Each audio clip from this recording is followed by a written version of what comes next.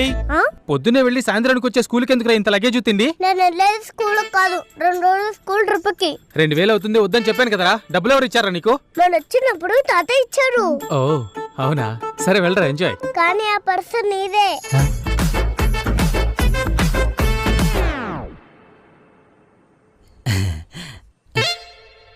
నా ప్యాంట్ ఎక్కడ కనిపించట్లేదు.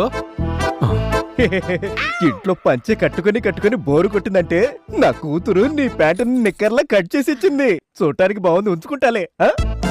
ఏ శివా, ముఖమంతా తెల్లగా మెరవాలని సున్ని పిండి పూసింది. ఎండిపోయినట్టుంది పిల్లవా? 1/2 కేజీ సున్ని పిండి.